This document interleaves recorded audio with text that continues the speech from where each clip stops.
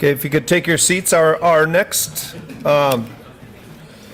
person today to talk to us is Nathan Holinsky.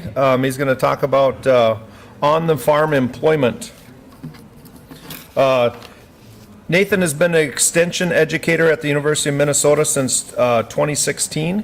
He works on the development and delivery of educational programs dealing with agricultural risk management, with emphasis on farm financial management, labor management, succession planning, land economics, and taxation. Nathan has a Bachelor of Arts degree in economics and financial management from the University of Minnesota Morris, and a Master's of Science in Agribusiness and Applied Economics degree from North Dakota State University. Nathan grew up on a dairy farm in central Minnesota. He enjoys planning his October wedding, weightlifting, and spending time with his fiancée Amanda. He lives in Moorhead, Minnesota. Please welcome Nathan.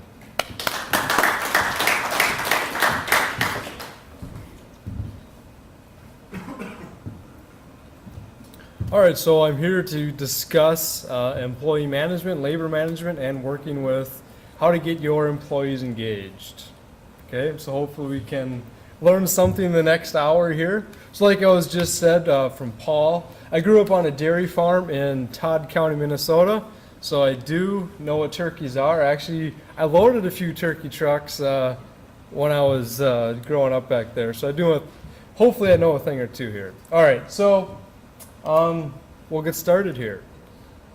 All right, so we just have three sections that we'll work through for this next little bit. We'll look into leadership, communication, and then culture.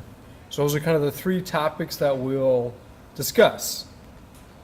All right, so this hour breakout session here is part of a full day program called Leadership for Successful Employee Management. Okay, so we can see on the screen we have some hands-on activities that we're doing. There's a lot of discussion that goes on in this event, and it's actually, this event is starting on Friday. We have a session in Freeport, Minnesota, so you guys might be busy here yet on Friday, but if you guys want to attend this full day workshop, come check out the website or just ask me later. I'll stick around after the session today, and you can ask me any further questions. All right, so we'll go ahead and get started with leadership.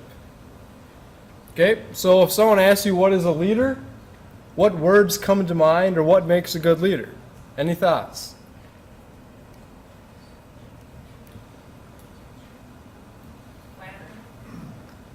Planner, I think I heard.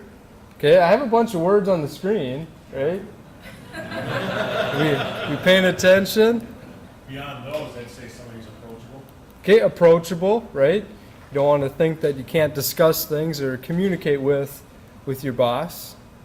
Okay, so again, we'll go break down some of these things and what makes a good leader. You know, why should employees respect you? If they don't respect you, are they going to listen to you or follow what you say? I mean, maybe yes, but they'll have a more higher tendency to pay attention and listen to you if they respect you. Okay, so this, I guess, roughly, so in the turkey industry, I'm assuming you're all growers. How many employees do you have? 2, 3, 10? Okay, I don't see any response. Couple hands being raised, but it looks like mostly it's not necessarily huge employee pools that we're working with. And that either can be good or can be bad. If you only have 3 employees and one doesn't show up, you know, 1/3 of your workforce didn't show up that day, so it's a big issue. Whereas if you have 100 employees, one doesn't show up, it's not a big of a deal. Okay, so let's again break down some of these things. All right, so leadership. So we're going to talk about the difference between leadership and management. Okay, so great leaders rally people to a better future. Obviously, we have one of the founding fathers of this country as the depiction for a leader. All right, so management. The definition we have for management here is efficiency in climbing the ladder. Okay, so are we growing turkeys the most efficient way? You know, are there better ways that we could operate the farm to grow bigger, healthier turkeys? Okay, that's the management side of things. Versus leadership, you know, determines whether the ladder is leaning against the right wall. Okay, so hopefully we can kind of decide the difference here and how this portrays with the farm and your employees. Okay, so this is from a book called Accelerate here. So on the management side of things, planning, budgeting, right, staffing, you know, organizing, problem solving, some of these kind of day-to-day tasks that are required on a farm when you're managing animals and employees. Yes? Can you raise that mic up a little bit? Can we hear me? All right, hopefully that's better.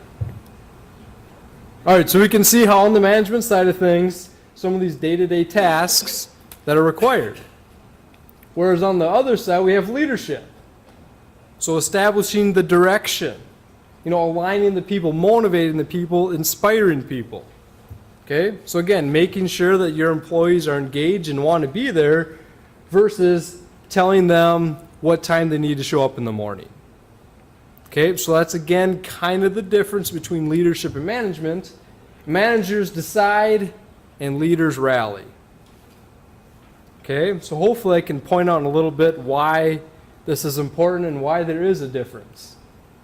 Okay, leadership is needed throughout the business, throughout the operation. I think that should be self-explanatory. Right? If you don't have a leader on the farm, what's going to happen? Turkeys just going to grow themselves. You know, no one's going to check on them. No one's going to feed them. We need some leadership to, again, point us in the right direction of what we need to be doing. Okay? Informal leadership is more powerful than formal leadership. Okay? So do you know what that means? I'm assuming most of you guys own the farms that you work on. You're the owners and not necessarily the feeders or the day-to-day workers. Okay? That's my thought here. So if you go out into the barn and check on the turkeys, who's the leader out there? Is it you because you own the place, or is it the barn manager of that particular area, the more informal leader, just because he's there every day and people respect his decision more than yours? Okay, leadership is, from an employee standpoint, is kind of earned, right? Respect and trust has to be earned.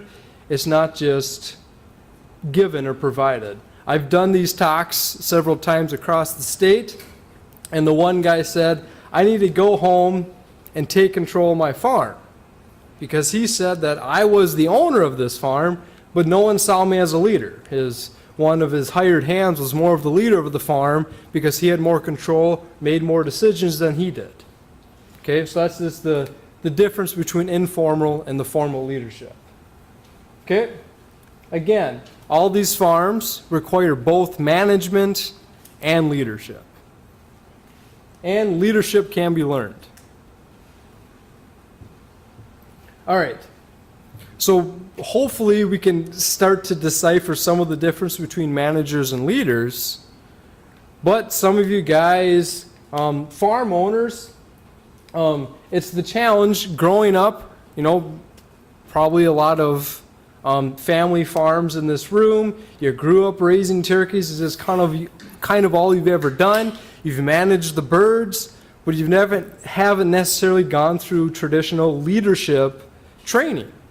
So you're just kind of a manager and you're the owner of the business just because your parents owned it. And it's a difficult transition to make from the day-to-day manager into a leader. Okay, does this make sense, or am I just wasting time? Makes sense. Okay, so I'm just trying to get this point across that both management and leadership is important, but it is a difficult transition because some of you in this room, you just kind of always manage the birds. You haven't necessarily learned all the skills on managing the people. Okay? All right. So we have some words on the screen here. So SMART. So this is the business success. If you want to have a smart business, right? The fundamentals of the business. That sign fell again, apparently. All right. So operations, the productivity, the strategy of the business, right? Marketing, financing, okay? That's the smart side of the business. But you want to have a healthy business as well. Okay? So this is looking at high productivity, the low turnover rate. You know, how often do you guys have employees turn over? You know, it's going to vary depending on farm to farm, but if you have a high turnover rate, that might be part of the healthy business versus the smart business, different aspect of things. Okay? This is going to be the owner's focus, right? They want to have their finances in order. They want to have their marketing strategy in order. Whereas this is key to the workforce, right? If you don't have a healthy workforce where the employees are happy, the employees know what's going on a day-to-day basis with minimal confusion, that's going to be, again, a deterrent for your employees. Okay? So we have a picture here, roughly, I don't know, half a dozen leaders. Okay? So what makes each of these leaders a good leader? What kind of leader do you want to be? You know, why is Pope Francis a good leader? Is he a good leader? You know, what are some of your guys' takeaways on the people on the board? Any thoughts? Examples, they lead by example. Okay. Lead by example. Do they all on this board here, do they all lead by example? Right? We have Michael Jordan. Did he lead by example? You know, I obviously never played basketball with the guy, but, you know, some people say he was kind of a selfish player. Okay? So what other aspects make these people good leaders or maybe not good leaders? I think they all have a focused strategy on something. Okay? Yep. Performance, you know, what they've done, Track record, track record. right? Very passionate, right? They care about what they're doing. Okay, any other thoughts? Are there any people on the board here that we do not recognize? Who's the guy in the suit? Had to clarify. Ever heard of Amazon? That's Jeff Bezos. He's the founder and CEO of Amazon. Started the company, right, and from scratch, and now he's the world's richest man. Who's the guy below him? Norman Borlaug. So he is an Iowa native, went to the U of M, right? We like the U of M. And he was a weed breeder. I'm not sure if that's the proper term, but he did wheat genetics, not weeds.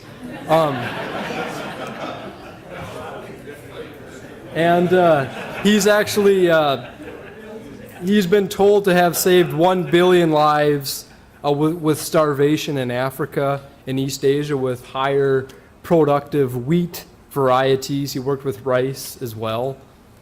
So, again, maybe not the most famous face, but he was a good leader. Okay?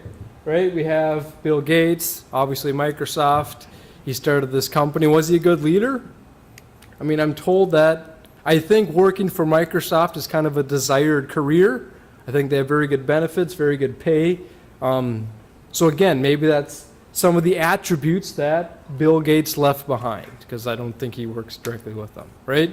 So again, what can you do to be a better leader, more so like these people? Or not so like these people, but how can you become a better leader? Okay? So what do you need to do to become that kind of leader? Right? Do you want to show more passion? Right? We all love turkeys. Right? Do we want to show more passion for the industry? Do you want to lead by example? But just some strategies, and think on this overnight. And when you get back to the farm tomorrow, Friday, I'm not sure how long this conference goes. But again, what can you do to become that kind of leader, to have a more fully engaged workforce? Okay? Hopefully that makes some sense. That's the end of the leadership segment, and we're going to look into communication. Okay, if you do not communicate well with your employees, are they going to know what to do? If you don't tell them, how are they going to know? Right, especially you have some new incoming employees that maybe haven't raised turkeys all their lives, they don't know what to do. Right, so we have some training that should be required, and that'll go into this communication section. All right, so just have some quick stats here on active listening. All right, we can speak 150 words per minute, but we can hear and understand about 1,000 words per minute. Okay? So you can see that we should have a tendency to listen more than we speak. Right? Some people like to talk more than others, but again, active listening. So we have some points up here of summarizing to confirm, investigate for more information, reiterate what you've heard, and also explain for understanding. All right, so skills to become a better listener. This is one of the exercises that we like to do, but pausing 1 to 2 seconds before replying. Okay, so if you're in a group, someone's talking to you, taking this pause to, again, show you are carefully listening. Also, avoid the risk of interruption, because if you pause for 1 to 2 seconds and they're done speaking, you can know that they're not have more to say. You can hear the other person better. So this pausing to 1 to 2 seconds is kind of the important factor in this active listening section. Some of you, probably everybody, most people think they're a great listener, right? But I mean, just by sheer luck of things, you know, someone's going to be better than others, and only half of us are above average, right? That half maybe, I don't know, we'll see.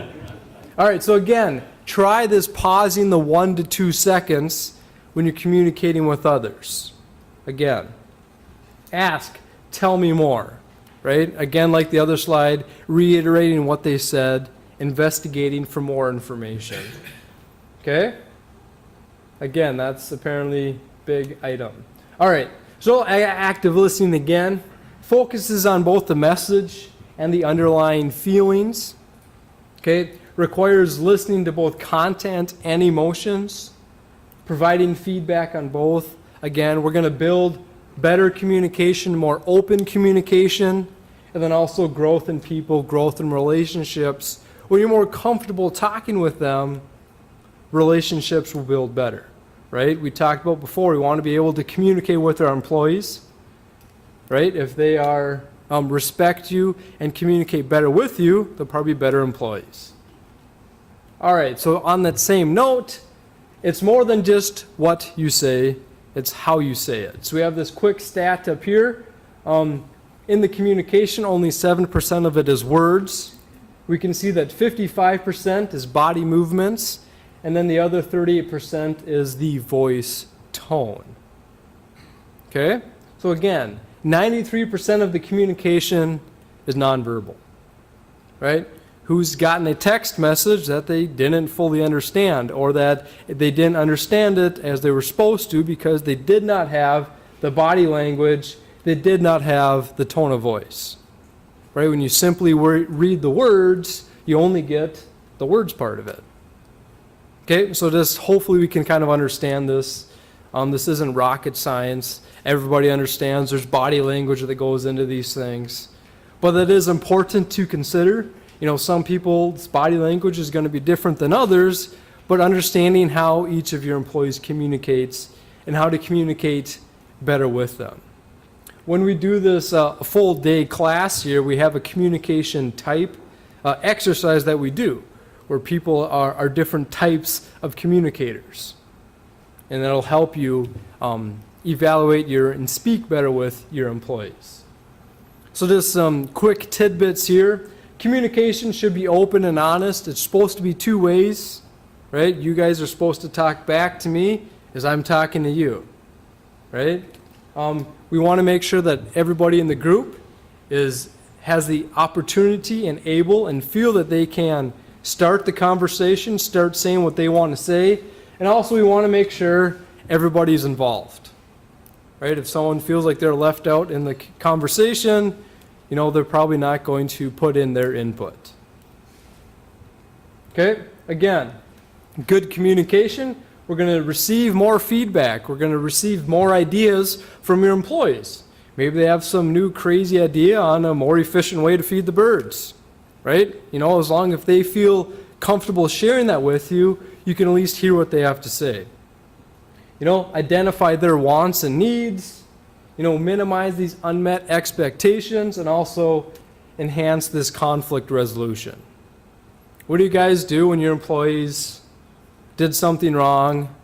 If there's a dispute between you and your employees, fixing these situations in a quick manner is going to be important. Okay? Gender can also play a role in communication, right? I'm assuming most of you have talked with someone of the opposite sex, and you might understand that they speak differently than you do, right? So these are some very generic terms here. That men, they care a little bit more about their status, right? They want to be a little more independent. They like to give more advice, apparently, than females. They like information. They like to give orders. Conflict. Whereas on the female side of it, they're a little more supportive, intimate, understanding, a little more of this feelings thing, compromise. So you can just see there's differences among the different genders and how that can play a role when speaking to your employees or other people on your farm team. Okay, I'm just trying to point these out so we understand. Also, generations, right? Everyone likes to pick on the millennial in the room, right? We always complain they don't like to work and they're lazy and all these things I hear every day, right? So we have also all these different types of generations. You can see the years are up here next to them. The years are not set in stone. Some people like to give or take a few years. It's not a big deal. But the different generations have different forms of things that are very important to them. Growing up, they went through different things than I did. I mean, the silent generation, they were, born and raised through the Great Depression.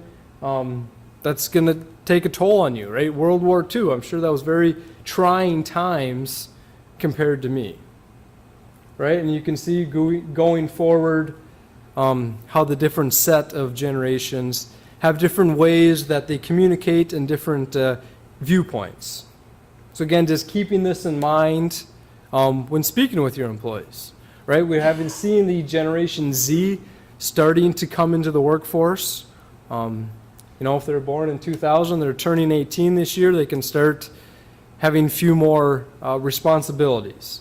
So again, seeing how those individuals are different than previous generations. Okay, one quick slide here, extroverts versus introverts. I just, again, want to point this out. Extroverts, being in a group gives them energy, right? We kind of know quickly what the difference is, but being in a group drives them, right? They feel very energized, and they do not feel drained or anxious, or they do feel drained or anxious when alone, versus the introverts are more or less the opposite, right?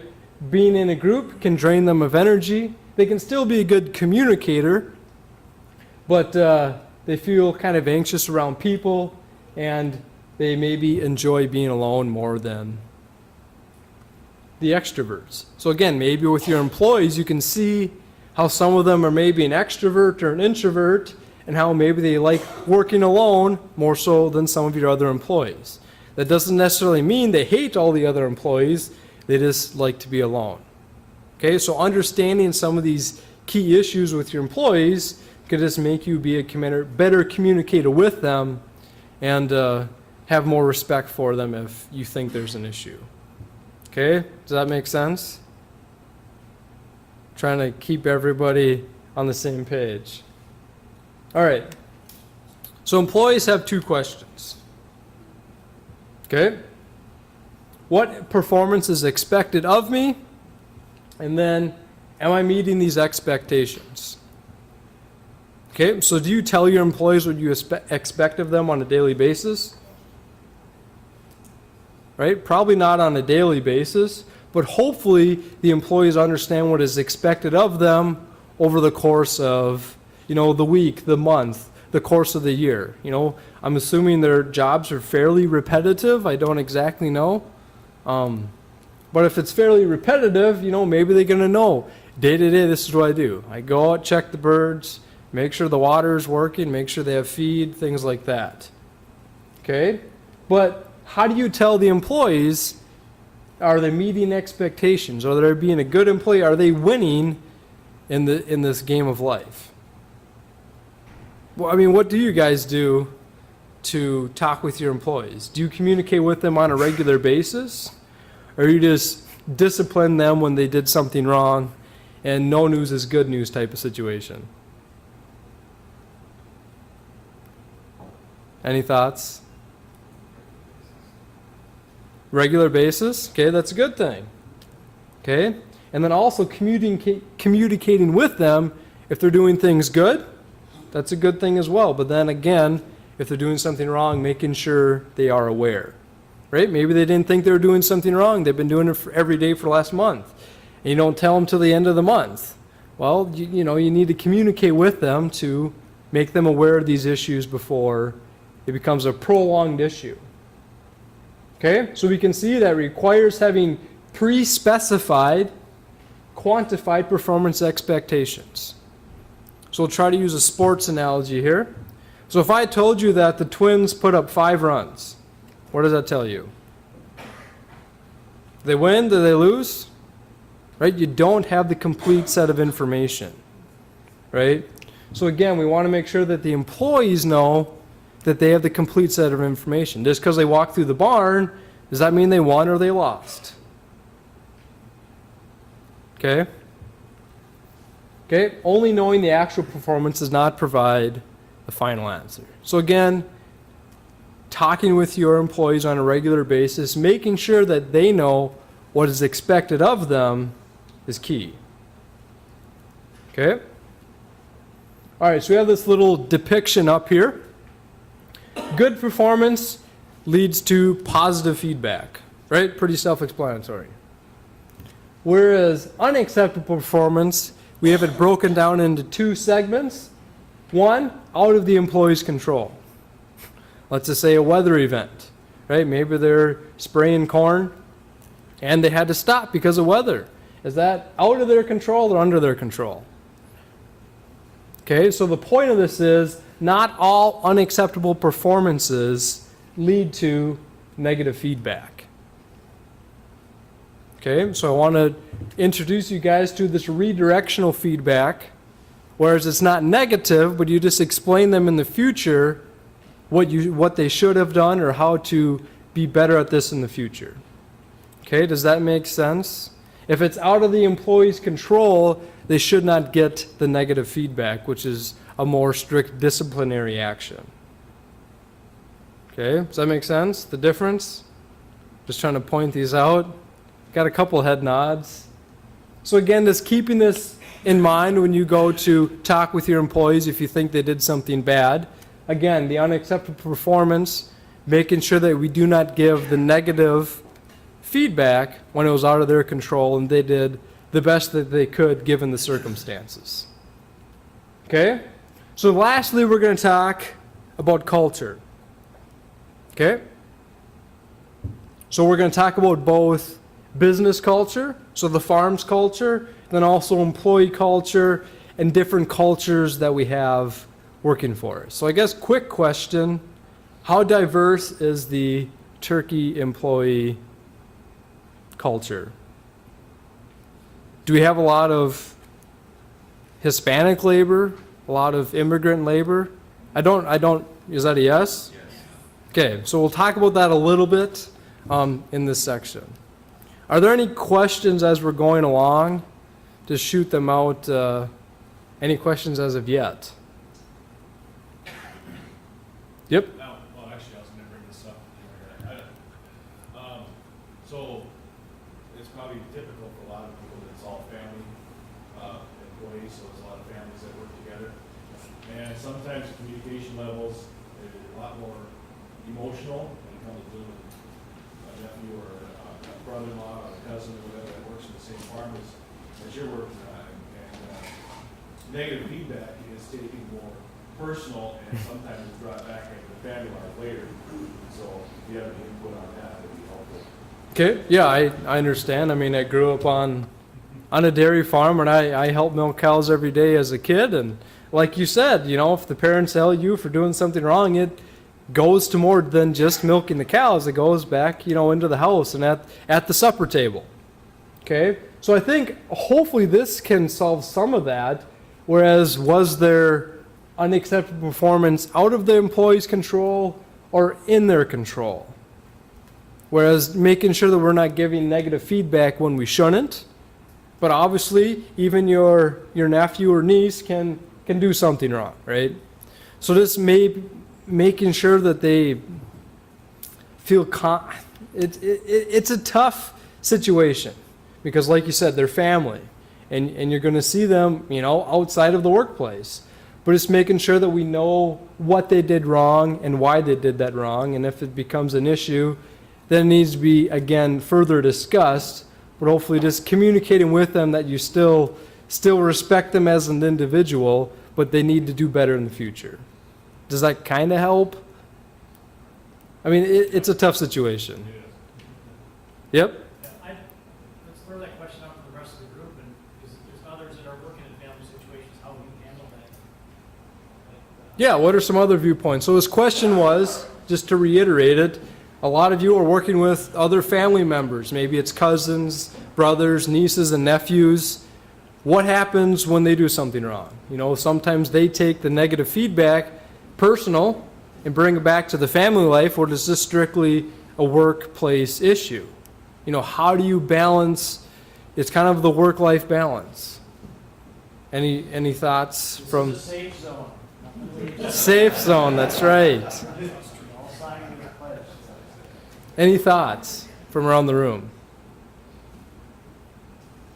Does anyone else deal with this in the room? The hard part with family is it's hard to fire them. Okay, that's a good. Yeah, you don't carry that stick. Okay. I do have this one story that my boss told me. I think it was with a father who was trying to bring the son back into the farm. You know, the son was going to try to take over the situation, or take over the farm, you know, in the future. So the farmer, the dad, brought the kid into the office, and he had a hat on, and it said boss or supervisor, something like that. Okay? So he went up to the son, and he was like, you know, hey, Greg, you've been not pulling your weight lately, and I hate to say it, but you're fired. Okay? So he took off his hat, pulled on another hat, and it said Dad. And it said, Greg, I heard you're having a bad day. Do you want to talk about it? Okay? So this kind of separating the work and the life issues. So I'm not sure that's the best approach to take, but that's just one idea. We do need to keep it separate. Okay? Any other comments on that part? The one thing that we've done in my own operation is my dad is never my dad. We were working with Daryl. Okay. That relationship of like dad and Daryl are kind of two separate relationships. Does that seem to help? Yeah. Okay. Again, just kind of separating I it. fired him like a year ago. So he's gone. Okay. He's come back once in a while too. Yeah. Okay. So hopefully that kind of works on it. So again, we'll move into culture. Farm business culture. Okay. Okay. Again, the healthy part of the farm, how people work, how they interact and get things done. So as you drive around the countryside, you probably notice that different farms have different cultures, right? Some have these pristine yards, everything's put away every night, everything's power washed at the end of the day. The next guy, it's just kind of a mess. It's just kind of a hodgepodge. You know, things parked here, you know, things randomly scattered all over. That's part of their culture. Okay, so again, recognizing what is in your farm culture. You know, it's the farm's personality. Okay, so again, compromise the organization's widely shared values, symbols, behaviors, assumptions, the way things get done around here. Okay, creates pride in the workplace, loyalty among customers. Okay, you probably don't do a whole lot of direct food to market sales. Maybe you do. That would be kind of how that would apply there. But you know, growing up in your different neighborhood, there's probably, you know, neighboring farms you interact with. Obviously, we have neighboring farmers in this room today. You know that maybe if you had, let's just say, a cousin who wanted to work for a turkey farm, you would probably point out, you know, I'd say, let's go to Johnson Farm versus, you know, the Billy Farm, right? You're going to tell them which one you think would be a better workforce. You know, which one would be a more preferred employee. Okay, again, that's part of the farm's culture. Okay, so does that kind of make sense, right? We know which ones we respect versus which one we could say those guys could do a better job. Okay, again, part of this farm's culture that we want to embrace and maybe improve if need be. Also, components of culture, we have, these are going to be more of the traditional thought of it is language. Right? I think everyone in this room is speaking English, right? Hopefully you can understand me. Versus, you know, Spanish, German, these different languages that we grow up in culture. Norms, you know, standard patterns regarded as typical. Okay, we always do this exercise. What does your family do around Christmas or Easter, Thanksgiving? You know, these very, I guess, Americanized, well, Thanksgiving, family get-togethers. How are they different from what the neighbor down the road does? You know, at Christmas, do you always roast a turkey? Do you always roast a ham? Things like that. What are the different cultural components that you and your family have? Versus, again, maybe your neighbor's family, your family from a different country. Okay, customs. What are learnings passed down from generation to generation? Right, we always have these century farms. You know, where there are 4 or 5 generations of the same farm in the same place. Morals, okay? Learning to do what's right and wrong. Different cultures, different countries have different ways of deciding what is right or wrong, and decide what to raise their kids on what's right or wrong. You know, belief, conventions, religion, okay? These are all, again, parts of culture. Again, these will apply a little bit more towards the employee culture and understanding maybe why they do things differently than you do. You know, maybe they just were raised in an environment where certain ideas and tactics were normal versus in your culture they're not. Okay, so again, just realizing some of the differences. Okay, again, becoming aware of your own culture, discovering unique things about your culture. Again, I'm like I think we mentioned earlier, I'm getting married come October, and I do definitely see how my family growing up is different from my in-laws. Okay, well, I mean, we're really not that different of a family. They only grew up like 40 miles away.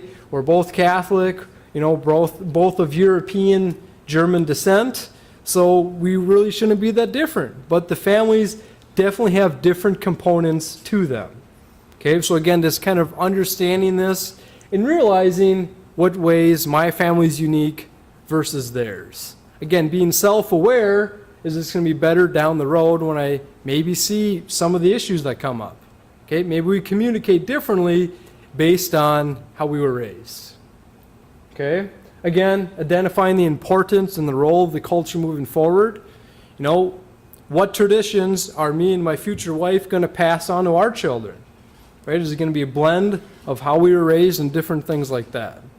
Okay, so again, being aware of other people's culture and how they affect your thoughts and actions. Okay? Vision. Okay, so this is the basis for feeling for meaningful work. It's the emotional reason for working. So what's your farm's vision?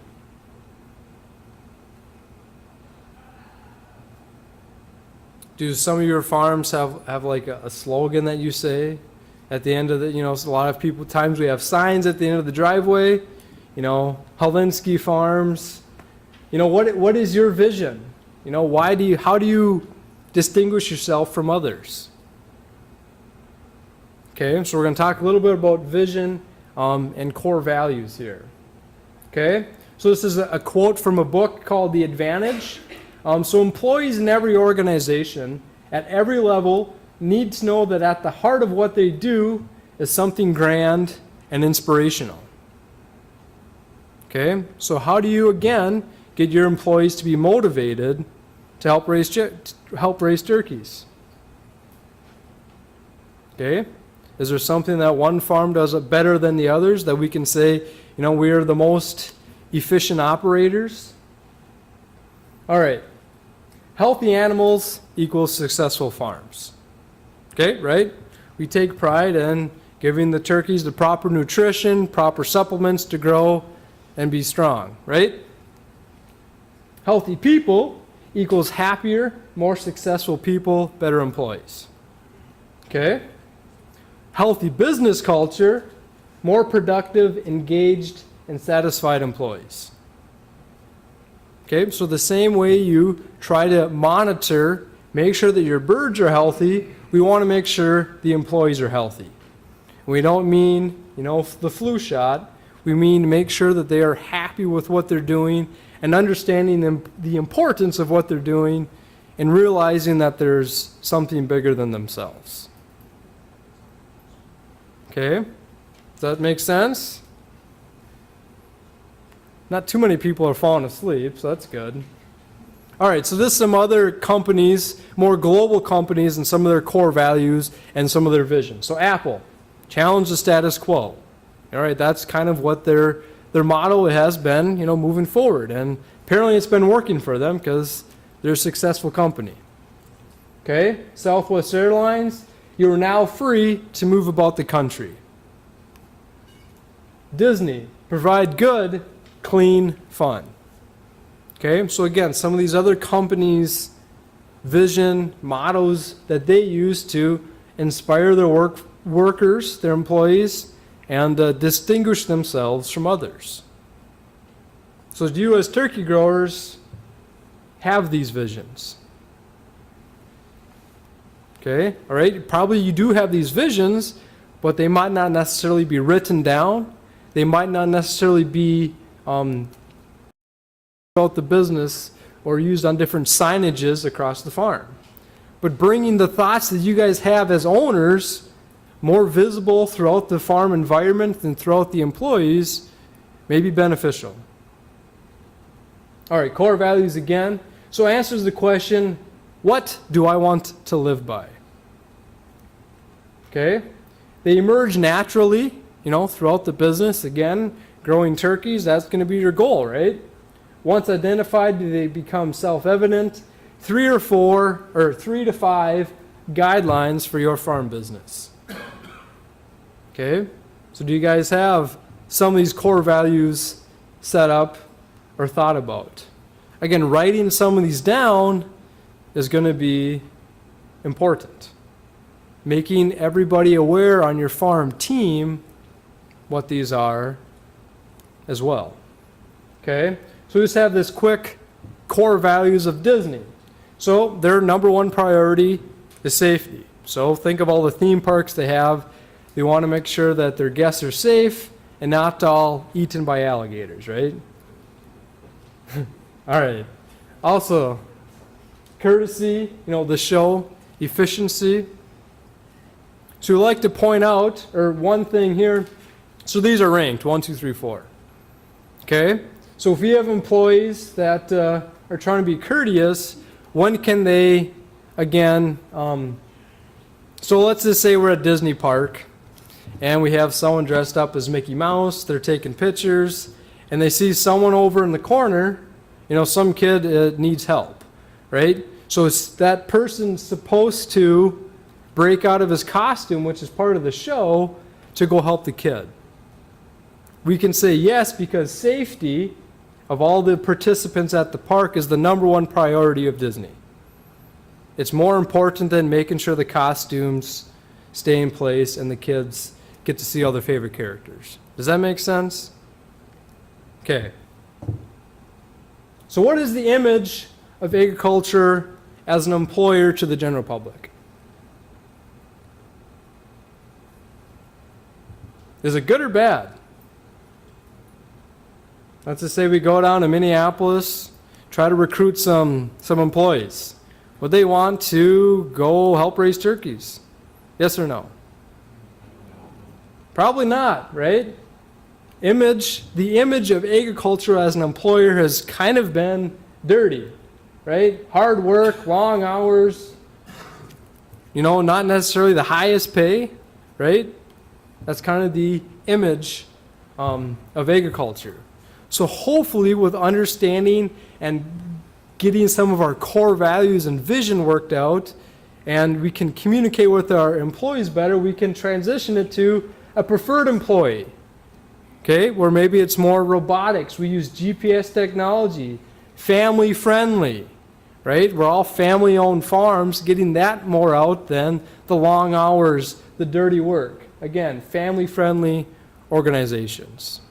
Okay, so trying to change the image of your farm from being dirty and long hours to more, again, family-friendly, work-friendly environment. Okay? Do you guys have a farm leadership team on your farms?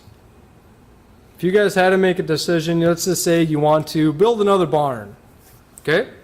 Simple idea. Who is in the conversation? Is it just you? Is it you and your spouse?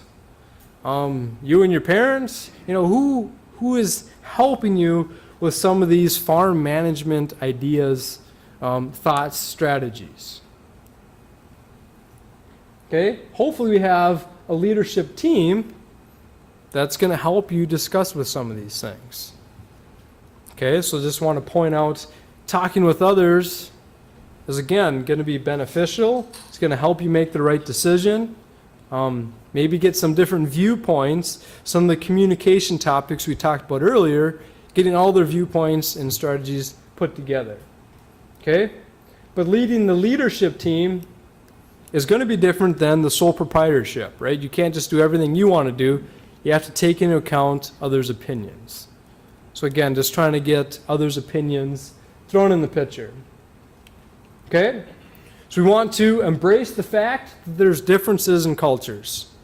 Okay? And this means both the business culture and the employee culture, the diverseness that maybe we have as employees. Okay? But these different viewpoints can lead to new ideas and greater success. Okay? That's all that I had. Are there any questions? Any other questions on employee management that we can try to decode?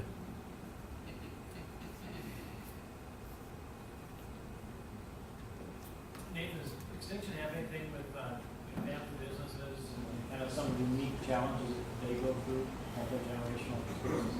Okay, so Extension, I'm part of the agricultural business management team of Extension, and we do a lot of farm transition workshops.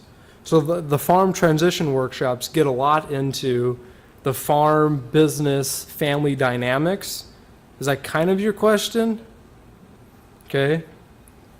So that area, and I also teach seminars on that we go into depth about that. And communication, again, is a big part of that. What are the goals of both generations? What are the goals of all parties involved? What in a perfect world would they want to see happen? And making sure that their viewpoints are known with others, it makes all the decisions a little easier to do. And at least they know what others would like. So those workshops, would you work with a farm business to kind of take you through a process? Okay, so those workshops that we do on farm transition are usually like a 5 to 6 hour workshop, and we go through a lot of different topics. We give them a lot of resources and all of our contact information, you know, for further up questioning. We usually don't work a lot one-on-one with individual farms, you know, for extended periods of time, but we could definitely meet, you know, for a one-time basis. But we don't work one-on-one a lot with the farms just because that's very time-consuming.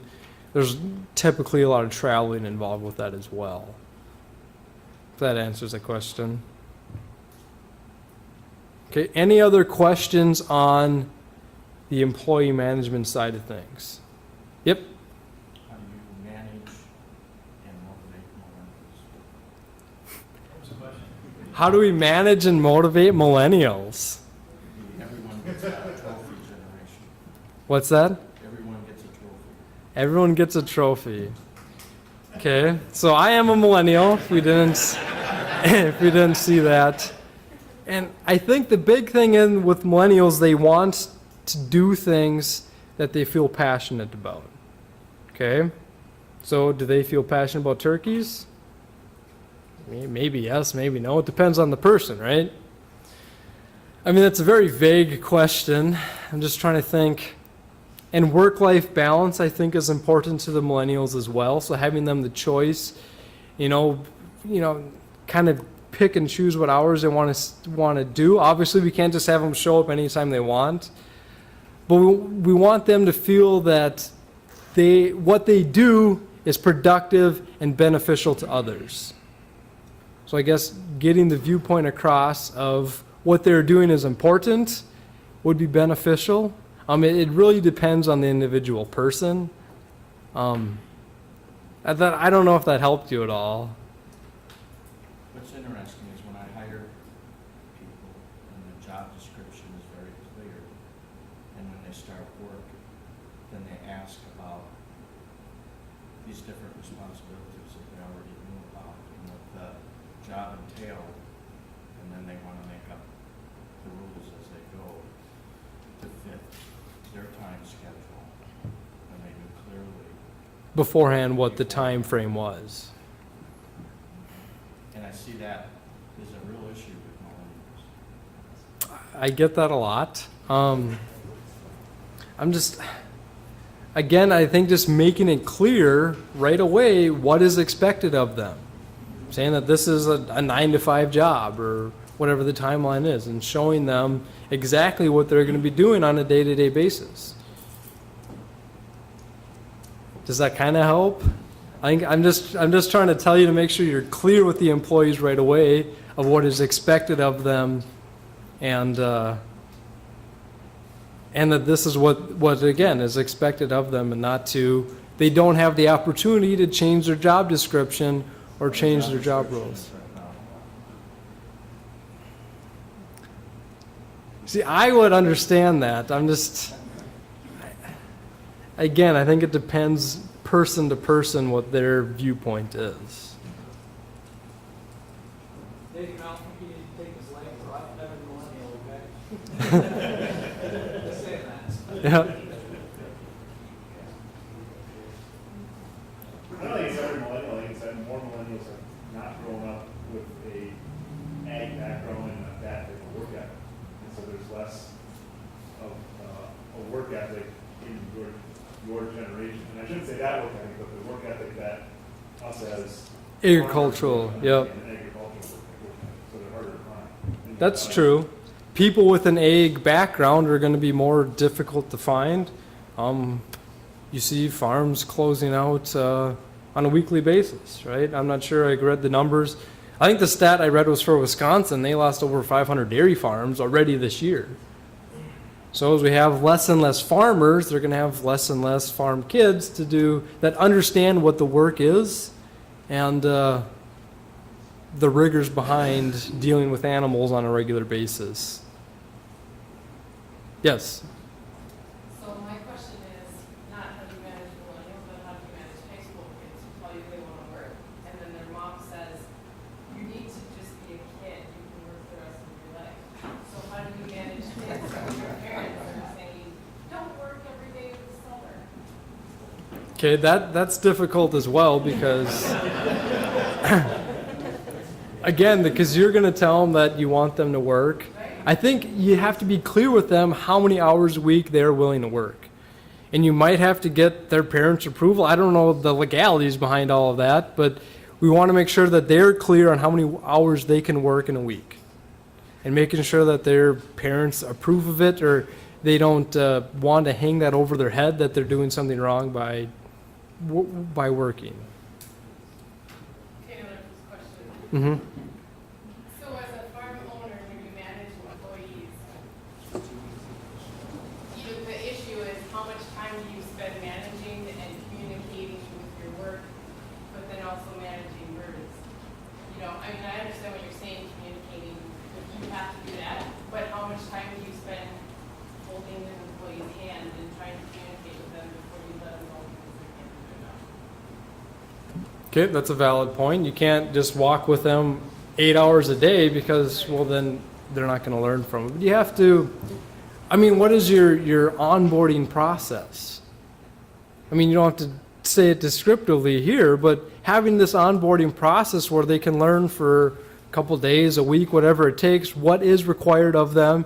And if they can't handle that at the end of the week, we have to decide, is this person, not competent to work with the birds, or do we just need to do more training?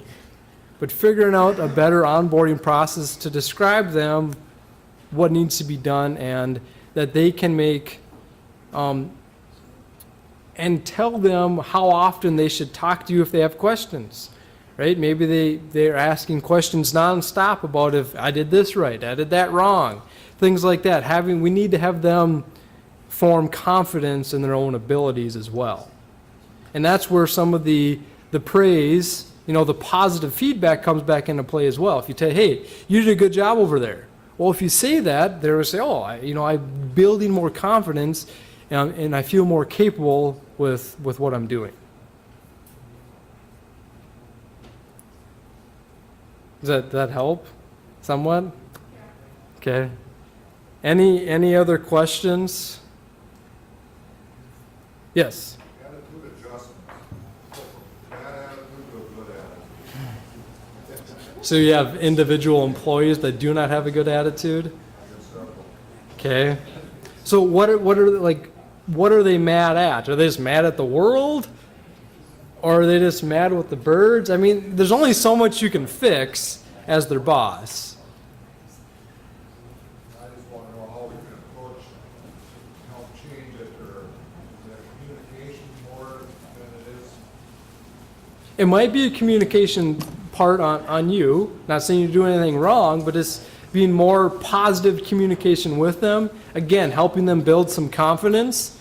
Maybe they feel they're just doing everything wrong and apparently are pissed off about it. Some people, again, have a more negative attitude, right? There's negative Nancy's out there, and then there's positive people. I don't know what they call them, but, there's different arrays of people as well. And have they always been like that, or are they becoming more negative? If they're becoming more negative, I feel like there's areas for maybe your communication, or just that their workload could change. I'm sure some of it is a workload issue, but some suggestions. Okay, did that kind of help? Do you want some more ideas? No, that's fine. Okay. Yes. I get a 1 minute charge from TPL, or it's from Altec. I get this 1 minute charge once a day from the company. I went back to one that relates really close to what we're talking about right here. It was sent to me on June 15th.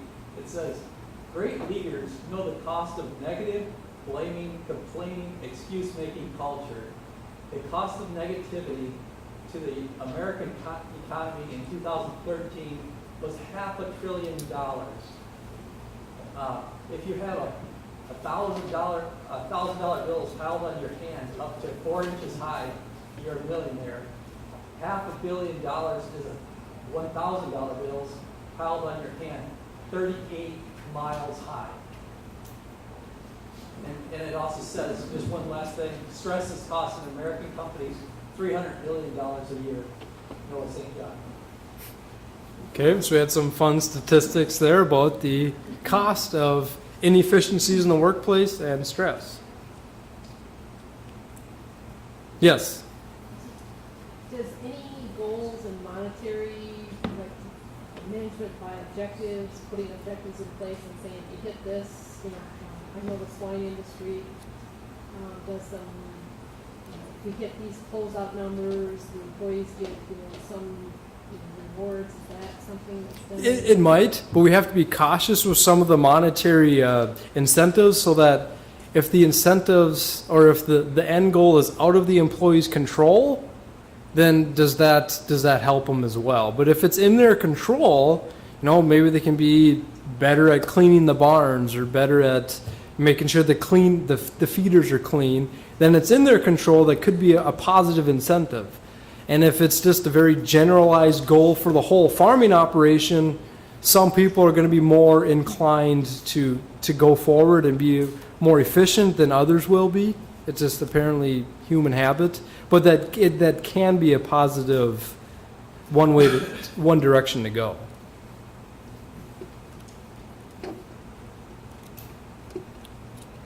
Any last questions or? And Nathan, you're around tonight. I will be around this evening too. If you have any further questions, I'll be around.